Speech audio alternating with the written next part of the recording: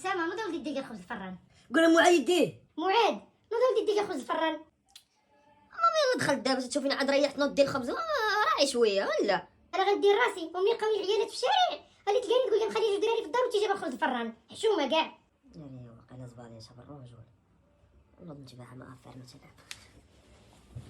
شويه غمالين حاجه وليدي هاد الكنز كامل ودير الخبز. راه دير الخبز راه كاع ندير لك والله تندير لك اخاك اش موعد ما وراه كاينش. خلي جوج مكسلين في الدار لا حشومه الله يشنتي لك اخاك.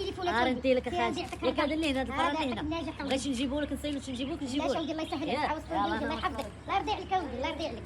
واه صاحبي شو خويا وصلنا للخبز صاحبي. وي فين الحال صاحبي ديك الساعه ديري انت اسامه صاحبي. ما بغيتش ندير علاش؟ كيف جاتني حتى انا عيانه صاحبي الفيرات جات بقى عندنا في المقياس. بنادم تا هو تيدير الخير عامل ما بغاك وراه مخلي مو بلا خبز ساهل. تطلوا بحال الفيران لقيت الخير في براني ما لقيتو فيكم تتعرفوا عاد رايحين تيتحطوا في الطابله تجريو والله الا باز.